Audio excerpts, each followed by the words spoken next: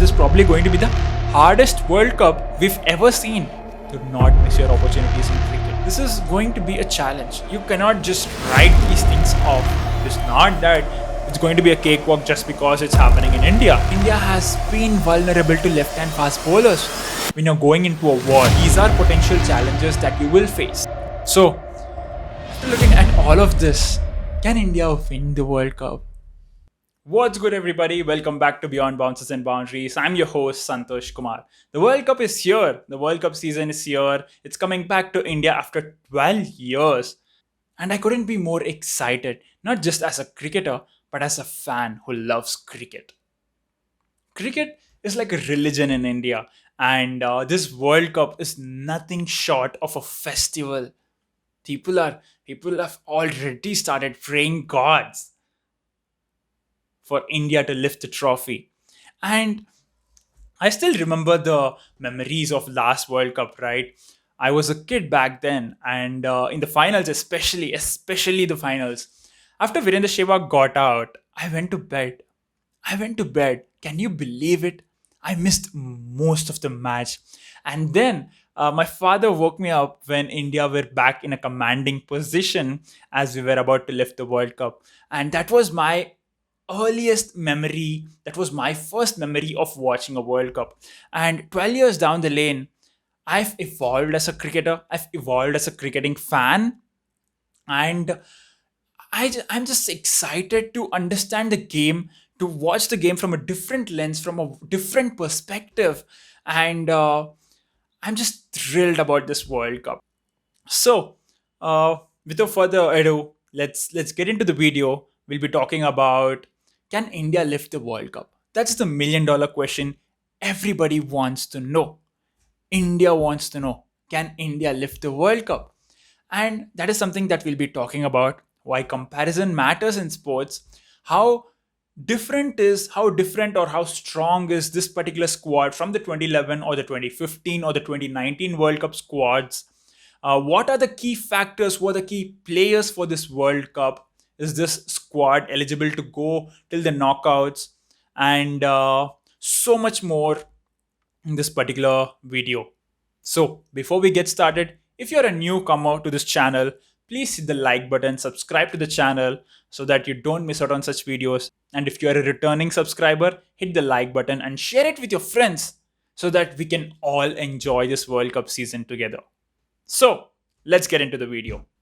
India announced their World Cup squad recently, and there were no surprises, to be honest. And if you're surprised by the omission of Tilak Verma and Prasidh Krishna, I don't think you know enough about cricket, right? The first initial reaction after looking at the squad was, first, they should stay healthy. Number two, they should perform in big games. This was exactly my reaction, instant reaction, to be honest. And then as I sat down to analyze this squad, I had a lot of observations which we'll be talking about. But before that, let's look at the squad. What 15 soldiers? India are sending 15 soldiers to war, and let's look at all the 15 soldiers. We have the captain Rohit Sharma, Hardik Pandya as the vice captain, Shubman Gill, King Kohli, Shreyas Iyer, KL Rahul, Jadeja, Shardul Thakur, Jasprit Bumrah, Mohammad Siraj, Kuldeep Yadav, Mohammad Shami, Akshar Patel, Ishan Kishan, Surya Kumar Yadav.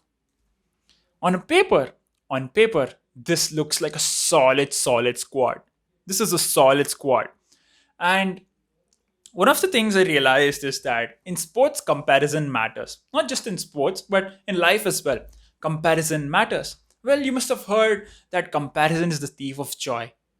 I say that's bullshit. Let's start why comparison is important, and what kind of comparison am I even talking about? What comparison is and what kind of comparison I'm talking about. So first, what is comparison? Comparison is you compare something so that you can match something. Comparison gives you a standard. Comparison gives you a value to which you need to reach. Kobe Bryant, the late Kobe Bryant, he was always comparing himself with Michael Jordan. He was always comparing himself with Michael Jordan. He was always chasing the next championship because Michael Jordan Michael Jordan set the standard for 6 NBA rings. He set the standard for greatness. He set the standard for a winner.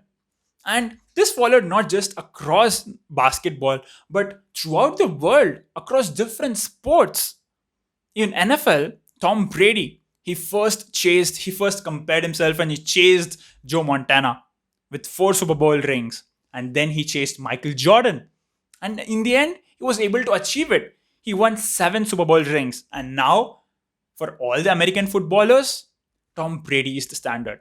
And in cricket as well, comparison is important. So, as a cricketer, my coach used to tell me, when you're going through a purple patch, either in batting or in bowling, note things down. Note what kind of footwork you're using, what kind of workouts you're doing, what are the things that you're eating, why are you able to run, why are you able to hit the ball as smoothly as possible, how are you able to time the ball, why is the ball swinging, all these kind of conditions, all these kind of factors that from a naked eye point of view, it's not even noticeable, right? So my coach used to ask me to note it down, because no matter how big of a cricketer you are, there's always going to come a slump. And when the slump comes, you need to go back, you need to revisit. You need to revisit. This is the important word. You need to revisit the things that you did properly, revisit the things that you did correctly to get back to the same path. So this is why comparison matters. And when this particular squad, coming back to our World Cup squad, when this particular squad, 2023 World Cup squad was announced, the first thing I thought was, let's go and compare it to MS Dhoni's 2011 World Cup squad. Let's go and compare it to MS Dhoni's squad and see, are we able to match the dynamic? Are we able to match the structure? MS Dhoni is one of the most successful captains across cricket, across the cricketing world, right? And he found out a structure. He is the most successful captain for a reason, because he was able to find a structure, find a pattern that worked, and he kept doing it again and again and again. And that's the formula for life. Find something which works and keep doing it again and again and again. Repetition matters. And the first thing I did after looking at this squad was, I was thinking to myself, what did MS Dhoni do differently? What did MS Dhoni do differently? How did he construct the squad? Right? Why was that team successful? These were the questions I was asking. Is there any resemblance of the 2011 World Cup squad in the 2023 World Cup squad? And you know what I found out? This 2023 World Cup squad is nearly perfect, if not even better than the 2011 World Cup squad. In my personal opinion, this particular squad is better than the 2011 World Cup squad. Well, you may argue, what about the 2015 World Cup squad? What about the 2019 World Cup squad? If not for that one unlucky run out of MS Dhoni, we would have been in the finals with England. And this is what I realized comparing and understanding about all the 4 World Cup squads, right? We may think that this particular squad might have been successful, was a very good team. But what we think should happen is not always the reality. What we think and what is actually the reality, the truth, are two different things. And when I first thought about those 2 squads, the 2015 and 2019 squad, I thought they were pretty solid. But then as I put it down on paper, I realized that it was structurally flawed. Both the squads, 2015 and 2019 World Cup squads, were structurally flawed. And what do I mean by that? Let's get into the analysis. So what I did was, I took the best 11 members that actually played in the World Cup, right? From all the 4 World Cups. And here's the chart, comparison chart. And let's first compare the 2011 World Cup squad to 2015 World Cup squad. You had the openers Tendulkar and Rohit Sharma. Tendulkar was the number 1 and Rohit Sharma was number 1 in 2015. You had Sehwag, Dhawan. Gambhir's place was taken by Kohli. Kohli's place in 2011 World Cup was taken over by Raina. Raina and Rahane, they switched, but they were already there in the number 4 and number 5. Right? Kohli and Yuvraj used to switch. So that's that place. And Dhoni stayed at the same place. Then Raina's spot was taken over by Jadeja.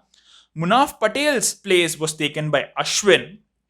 By Ashwin, note this. Harbhajan Singh's place was taken by Mohit Sharma. Zahir Khan's place was taken by Shami. And Nehra's place was taken by Umesh Yadav. Do you see it? Do you understand what is happening over here? Can you see it? No problem. If you saw it, you know exactly what I'm talking about. If you did not, let me explain. See, the opening batsman till number 7 in the World Cup squad 2015 and 2011, it's solid. What happens is after that, you have Ashwin and Jadeja, two finger spinners playing in Australia. Why?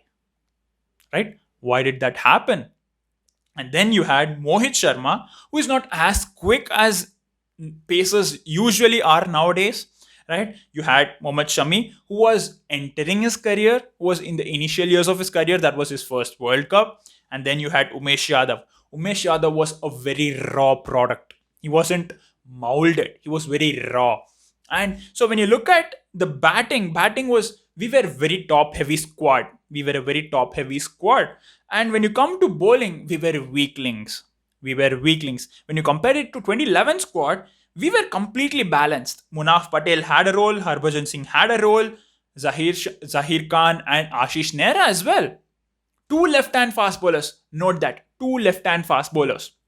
So this was the first major flaw of 2015 World Cup. The bowling side was weak.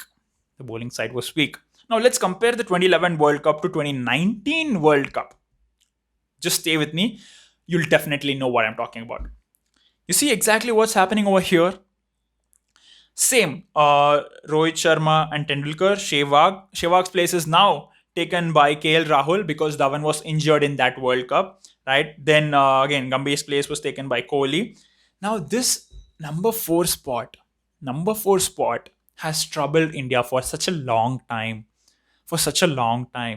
If you look at this place, we had Raidu, then we had Vijay Shankar, then we had Rishabh Pant. Raidu was the most experienced among all these 3 members. And then you brought in Vijay Shankar. Vijay Shankar was fairly experienced. I wouldn't say he had so much experience. He played hardly around 10-15 matches until that point. And to replace him, we had Rishabh Pant, who at that particular moment, I personally feel that he wasn't ready to bat at number 4, because number 4 is a very matured place, is a position that needs you to be very versatile as a batsman. And Rishabh Pant was not that in 2019. That's what we are talking about. And then you had Pandya. Pandya was taking the place of Yuvraj Singh. Just understand how crucial that particular role is. Pandya taking over Yuvraj Singh's place. Just imagine. Do you think that 2019 Pandya was capable of taking over Yuvraj Singh's spot?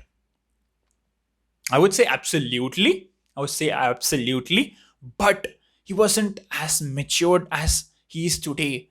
When you compare the Hardik Pandya of 2023 to 2019, you can see east and west difference, north and south difference, like so much difference. Hardik Pandya of today he's the top G.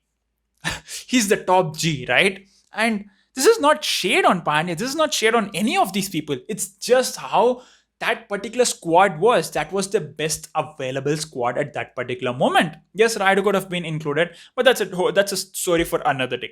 Right? Then you have Dhoni. Then Raina's place was taken by Kedar Jadhav. Kedar Jadhav is an anomaly over here because what I felt was he hardly got batting chances over there in the World Cup, and Kedar Jadhav was also replaced by Dinesh Karthik. Right? Those 2 places. And then you had Kuldeep and Chahal in England.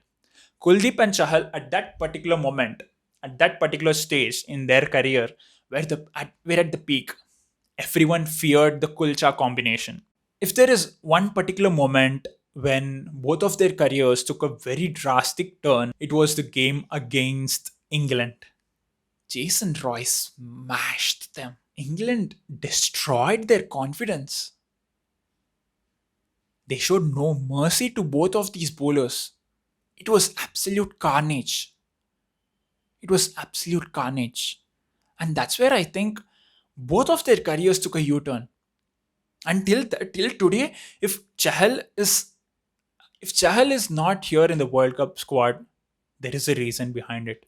And people are furious for it, but there is a reason why Chahal is not there. And Kuldeep Yadav as well. He is no exception. He went back. He took so much time to work hard on his bowling. He was slow through the air. Now he is much quicker. He worked on his bowling a lot.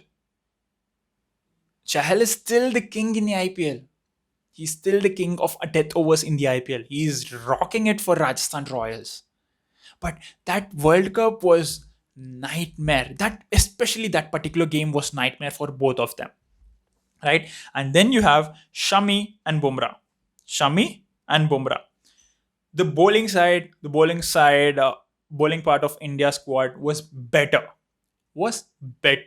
than the 2015 side, but because there was too much fluctuations in the middle order, right? And Vijay Shankar, Bati Raidu, you had MS Dhoni, Kedar Jadhav. There was a lot of confusion. You did not know whom to play in the squad. So that happened. Now, let's come back to our World Cup 2023 squad. This is what I'm so excited to talk about. So, when you look at this particular squad, right, you have Tendulkar and directly Rohit Sharma. Sehwag's place is taken by Shubman Gill. He's a stud. Shubman Gill is a stud. Then Gambhir's place is taken by Kohli, King Kohli. You cannot move the king from number 3. Come on, guys. We have Kohli's place taken by KL Rahul. Yuvraj Singh's place is taken by Ishan Kishan. Perfect left combo. Both are swashbuckling batsmen. Both can take the game away from you in a snap. Right? Now this is the important place. Look at Dhoni and Hardik Pandya. Now 2023, it's the 2023.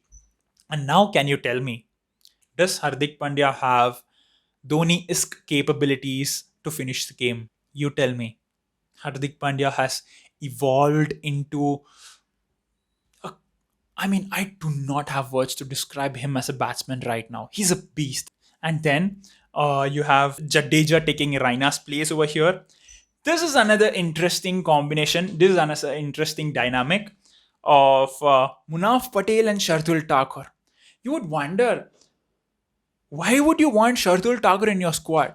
Shardul Thakur is very underrated in terms of wicket taking. He will get you wickets when it is required. Yes, he might go for a couple of boundaries here and there, but he's a wicket-taking bowler. This is not anything about Shami. You need players who can bat as well. And this is direct comparison to Munaf Patel. Shardul Thakur is Munaf Patel, but one step higher than Munaf Patel. He can get you wickets. He can bowl. Not too economical, but he will contain runs. 6 to 6.5 is his economy in ODIs. Then he can also bat. He's a solid batsman. He'll score 20-30 runs. He'll change the game away. He'll change the game with a couple of boundaries, couple of sixers. And then you have Harbhajan's replacement with Kuldeep, Zahir Khan's replacement with Siraj, and you have Nehra's replacement with Bumrah. Now you tell me. We just saw all the squads. Now you tell me, which squad is the most balanced? Which squad is most balanced when compared to the 2011 World Cup squad? Can you see the difference? Can you see what's happening over here? And this is exactly what we are talking. This is exactly what we are talking about. This particular squad has the chance to do something the previous two squads were not able to do. This squad has some amazing game winners. Match winners are important. See, in ODIs, people talk about all-rounders, right? You talk about people, bowlers who can really take the game deep down at the death, and batsmen who can finish the game. But in ODI cricket, what you need to do is, see, this is something that happened in Asia Cup as well. India showed their character. Whenever there was pressure, India were able to absorb the pressure, soak it in, and then give it back double, right? So this World Cup squad is much more balanced, I would say, and is much better than the 2011 squad in all the areas. Now, now, now let's come to another $1 million question. The first $1 million question is, can India lift the World Cup? We'll get to that soon. The second $1 million question is, who's going to bat at number four? Is it Ishan Kishan, Surya Kumar Yadav, Shreyas Iyer, KL Rahul? Well, if you made me the selector, look, what I want is completely different from what the management will do, right? And what I believe, just my personal opinion, my personal belief is that the management will go with KL Rahul over Shreyas Iyer, right? In sports, momentum matters. Let's go back to the stats and analyze what makes these two players unique, what makes them different, and how this dynamic between Shreyas Iyer and KL Rahul works. Can both of them play in the same squad, same 11? Let's just look at that. So, Shreyas Iyer, if you look at his batting, if you look at his batting career in ODIs, at number 3 position, when he's batting at number 3, he has scored 534 runs at an average of 59, and he has 650s. Ladies and gentlemen, notice that 650s in 9 innings. 9 innings, 650s at number 3 batting position. Now, can Shreyas Iyer bat at number 3 position? Maybe in the future. Maybe in the future. But that's a topic for another day. King Kohli is going to stay there for at least 3-4 years. He's going to stay there. Come on. He's Kohli at the end of the day. Now, let's look at the number 4 position. In 21 innings, he scored 819 runs at an average of 45, at a strike rate of 95. Note the strike rate. He has scored 550s and 200s. This is a solid stat for any number 4 batsman. Come on. Then when you look at number 5 position of Shreyas Iyer, same 9 innings, 292 runs at an average of 32, strike rate of 105, and 350s. What would you do in this case? You just saw his stats at number 3, number 4, number 5. This man can bat at any position. This man can bat at any position. This is why India are having a very, very, very good headache right now between Shreyas Iyer and KL Rahul. Why is KL Rahul giving a good headache for India? Let's look at that as well. KL Rahul's batting at number 4, he's played 9 innings, he scored 371 runs at an average of 53, scoring 200s. Not bad. 9 innings, 200s, 2 not outs. The strike rate is 83 as well. He's rotating the strike healthy. He's having a good, healthy strike rate. And then when you look at number 5 position for KL Rahul, he's played 19 innings, 4 not outs, 781 runs, 100, 750s at a strike rate of 98. That's almost a runner ball. That's beautiful. That's beautiful. Now, if you look at this, you tell me, who do you want to be batting at number 4? Who do you think should be batting at number 4? I'll just give you a couple of seconds to just think. So, in sports, momentum matters. Why does momentum matter in sports? Not just in sports, but in life as well. Momentum is crucial. Momentum is crucial for winning. And what is momentum over here? What does momentum do? Momentum pushes you forward. If you take one step, you go with momentum, you're going 5 steps ahead. Right? If there is momentum with you, you just take 2 steps ahead, you will go 10 steps forward. That is momentum. Right? Shreyas Iyer came back from injury.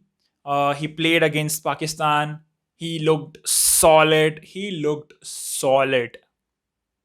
But then, unfortunately, he got out playing a pull shot.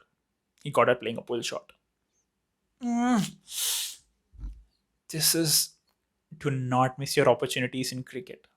Do not miss your opportunities in cricket. I know this as a professional cricketer, and he is doing it at a highest level. That was just unfortunate, but missed opportunities are the biggest regrets in life. My coach used to tell me, see, God will throw a rope to you only once. God will only throw a rope to you only once. You call it rope or ladder. It is your responsibility to identify that ladder and climb up quickly.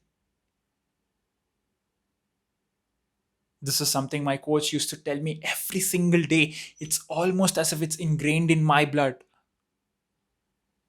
The next match, 5 minutes before the toss, who would have expected KL Rahul was in the squad? And the rest is history. And the rest is history. He scored a scintillating 100. A beautiful partnership with Virat Kohli.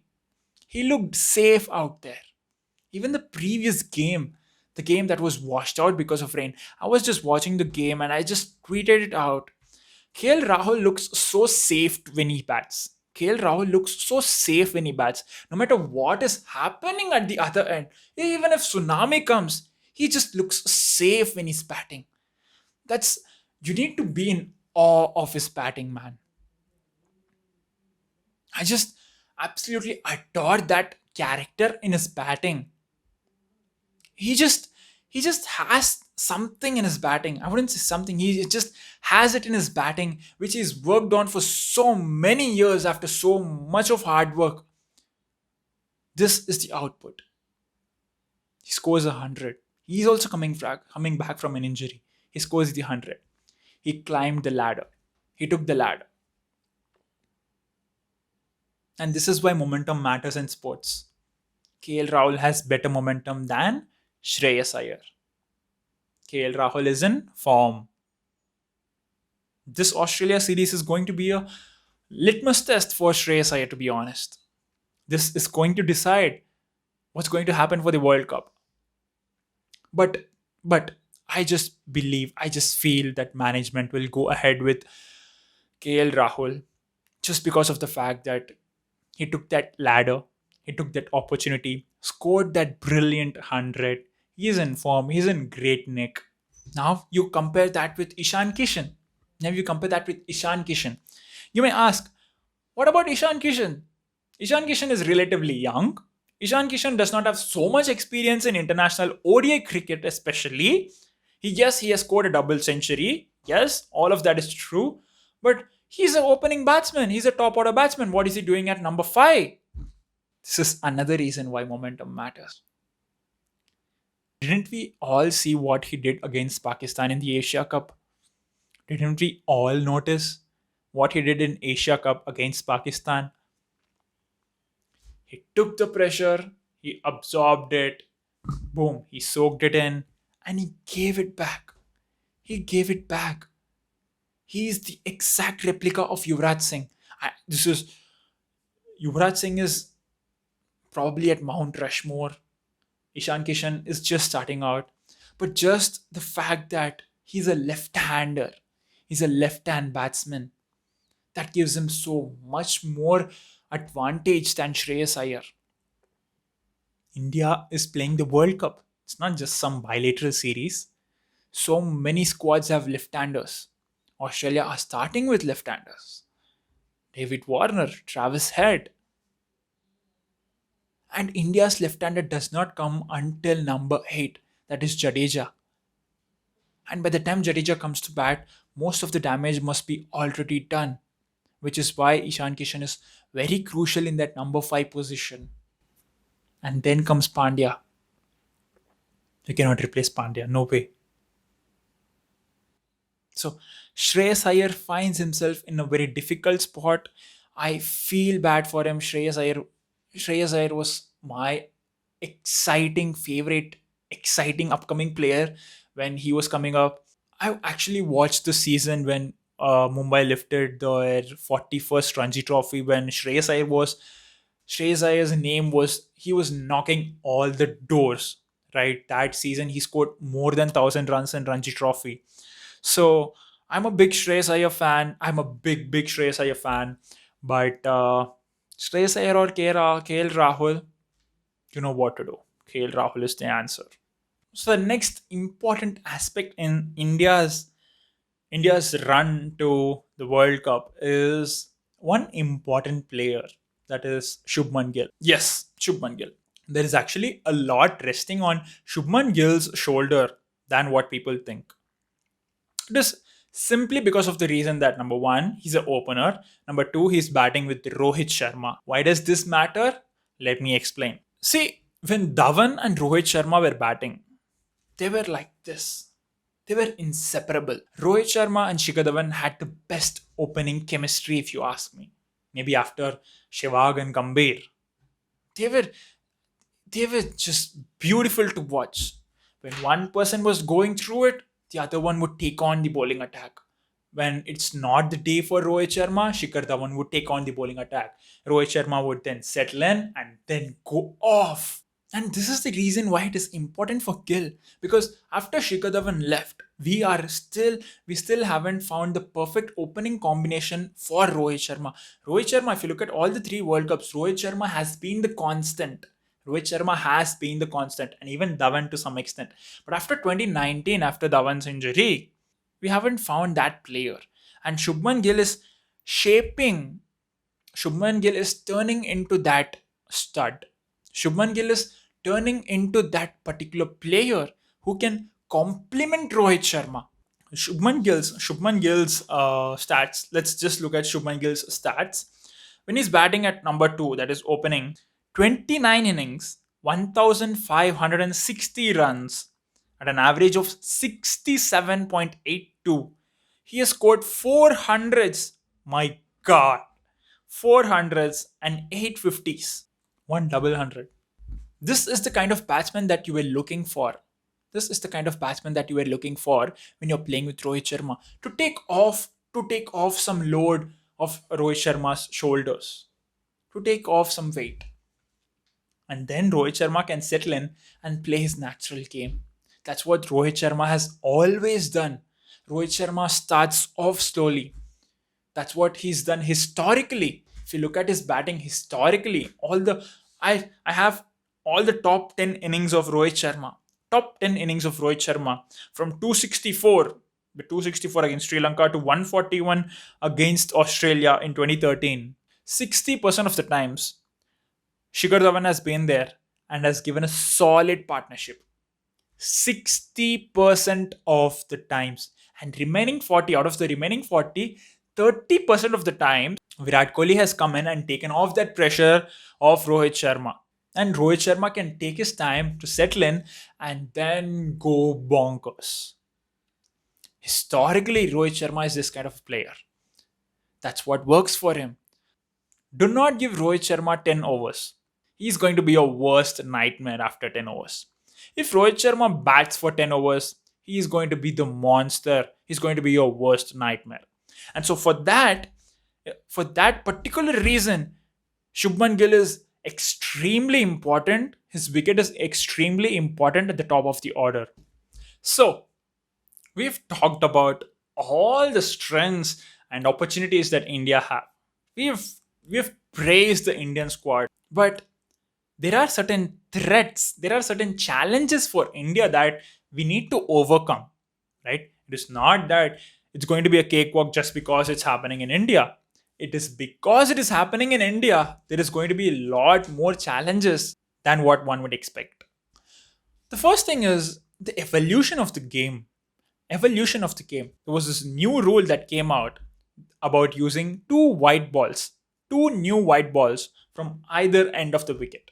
So basically, instead of using one ball for 50 overs, you're just using a ball for 25 overs, which means the shine is still there. There is no reverse swing, and almost all the exceptions have gone. The game has evolved. More T20 leagues across the globe. There is more exposure to cricket. The way people approach, the way people bat is changed. Earlier, 250 to 280 used to be a huge score. Now, It is 250, 280 is the new 200, man. That's basic. 200 to 250 to 280 is expected out of you. Any given Sunday, 250 to 280 is expected out of you. Especially when you're batting in India, when there is more batting friendly wickets. The game has evolved. International cricket is growing globally. And that's what is so different about this World Cup. This is probably going to be the hardest World Cup. This is probably going to be the hardest World Cup we've ever seen because of how much the game has changed. And the most important factor over here is the IPL, Indian Premier League. Let's be honest. All the international cricketers, all the international cricketers are a part of this Indian Premier League. Pat Cummins, Aiden Markram, Steve Smith, David Warner, Kagiswara Bada, Josh Butler, Ben Stokes. Name the player they are playing in the IPL. And this is exactly why this is going to be a challenge. This is going to be a challenge. You cannot just write these things off. You need to consider everything. You need to consider every single option when you're going into a war. And these are potential challenges that you will face. All the teams know exactly what is going to happen in Mohali, in Wankhede, in Eden Gardens, in Lucknow, in Ahmedabad. That is why this World Cup is going to be one of the hardest World Cups. And the most important factor is the left-hand fast bowlers. The evolution of left-hand fast bowlers. India, when you look at 2011 World Cup, one of the reasons we won was we had two left-hand fast bowlers, Zahir Khan, Ashish Nehra. Now you look at our squad, we do not have a single left-hand fast bowler. Now when you compare that with other squads, you have Mitchell Stark, Marco Jensen, you have Trent Bolt, you have David Willey, you have Shaheen Afridi. So when you look at these threats, and India has always been vulnerable. India has been vulnerable to left-hand fast bowlers. That was the nightmare in all of our World Cups. Mitchell Stark, the 2019 Champions Trophy, what happened? Mohammad Amir just went through the opening lineup. Rohit Sharma, Virat Kohli. The same thing happened in 2019 World Cup as well. Trent Bolt. So left-hand fast bowlers have been a kryptonite for India. And this is again another potential challenge for India, which they have to overcome. They have to overcome these challenges. So, after looking at all of this, can India win the World Cup? Can India lift the World Cup after 12 years? Can Rohit Sharma and his crew lift this World Cup? I have to look at this not just from a fan point of view. I have to look at this as a cricketer. I have to look at this from the analysis point of view. I have to give a neutral opinion. If you, as an India fan, look, I'm wearing the jersey. I want India to win. I want India to win. We all want India to win. So, what do I think? What do I think is going to happen in the World Cup? Cricket is a very uncertain game. Cricket is a very uncertain game. There is any given Sunday, anything can happen. Just because we are playing in India does not mean it's going to be a bed of roses. There are going to be tough times. It's a 2-month long journey. India is going to go through a rigorous grind. Every day is not going to be pretty. There are going to be days when bowlers struggle, when batsmen struggle, when both of them struggle, and yet they somehow find a way to win. There are going to be days when the fielding is going to be sloppy. But despite all of this, what do I think? I believe that India are in a very, very, very, very, very much better position to win the World Cup than any other squad. India are in a very much better situation than any other squad to win the World Cup. There are a lot of things that's going right for India. All the top 6, 7 batsmen are coming to form in the right moment. Rohit Sharma, Shubman Gill, Virat Kohli, Ishan Kishan, KL Rahul, Hardik Pandya. All these players are coming to form at the right time. When you look at it from a situational point of view, India are the favorites. India have a better chance than any other squad. This is what I feel. Can India lift the World Cup? Absolutely. They have the best chance to do it. They are in the best situation to do it. There's going to be challenges, but we will overcome. India will overcome. Let me tell you a small story. Let me tell you a small story, an anecdote before we sign this off. You know, I was playing for St Andrews in my school days, and St Andrews in Hyderabad was the top one, top two, top three school in cricket, in academics as well. But we were known for our cricket dominance. Our side has been the most dominant cricket dynasty in Hyderabad. When I was in my ninth grade, my school, St. Andrews, used to host this tournament called LEPL. It's called the Louis Emmanuel Premier League. And what we used to do is we used to call schools from across Hyderabad and they used to participate. And one of the things that I really loved about this tournament is that you get to play in front of your friends. Our school was huge. Our school was very huge. And the beauty is they used to let our friends watch us play in between classes. And grounds were filled. And that was the first time for me as a 14-year old to experience that atmosphere. That was probably some, say, 300 students maximum, maybe, or maybe more. But there was just so this excitement, this butterfly of playing in front of your friends, playing in front of your girlfriend, playing in front of your crush. You do not want to embarrass them. You don't want to embarrass them. You want to make them proud. You want to show off. Of course, you want to show off. You're a 14-year-old kid. You want to show off in front of them. And there was this semi-final we played against St. Peter's. I still remember this. Principal, what they did was they informed all the classes that we are playing the semifinals. St. Andrews is playing the semifinals in the school, and the whole school was almost there. It was cheering for us. That is probably one of the best environments I've played cricket in. And St. Peter's, mind you, is a very good squad. They had some really good players. And we batted first. We put a great score on the board.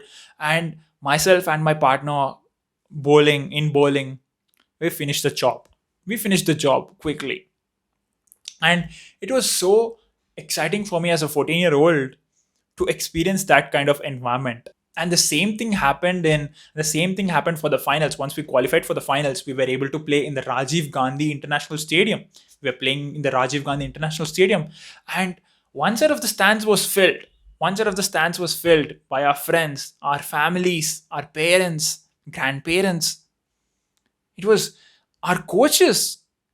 It was such a proud moment for us, and we won the tournament. We won the tournament. Of course, we are champions. But now that I think about it, it's the same thing that's happening with India.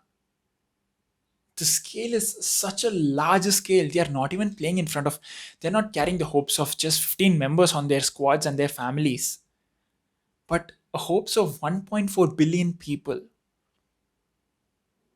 This is just in India. Across the globe, you count the numbers. Everyone, right from the time they start playing cricket, everyone wishes to play for India in a World Cup game. I dreamt of it. I dreamt of it. That was my North Star growing up. This is the first time I'll be experiencing World Cup as a probably the most at my most matured state as a cricketer. The most matured state as a cricketer. And this is so exciting to watch as a fan, to watch as a cricketer. And yes, there are going to be moments when things might not go according to our plan as fans, not as cricketers, but as fans. That's not good. That should not disappoint us. Those 11 players, those 15 players are going on a war against 15 members of each country who are also going on a war. This is our territory. We shouldn't let them walk away so easily. We should give them a tough fight.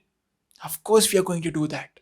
I just experienced chills and butterflies, and there was just so much going on in my body for just 300 members, 300 to 500 members as a 14-year-old kid. And then you're playing, India is playing in front of probably 80 to 80,000 people to 1 lakh people. There is so much. We just spoke about this. There's so much riding on India, Indian team, on the shoulders of Virat Kohli, Rohit Sharma, all these players, all these experienced players. And this is our team, man. Come on. It's our team. This World Cup is like a festival for us. Let's celebrate our team. Let's, for the next 2 months, forget everything. We are all working towards the same goal of lifting that World Cup on November 19th, 2023. November 19th is the day we are all working hard for. The ICC trophy has been running away from us since 2013. Come on. Aren't we? We are all tired of it. So, if there is one thing I want to say before signing off, is this. This is going to be an absolute cracker of a tournament. Let's enjoy this to the core. Let's forget everything. Let's enjoy this tournament to the core, because India have a very good chance. I personally believe that India are in a very good situation. India are in a very good situation to go deep into the tournament. India have finished in the top places without having a very good squad. We just saw in 2019 and 2015 World Cup, but with a balanced squad, with much more balanced squad, with much more experienced players in the squad, this should be our chance. This is our chance. Let's go, India.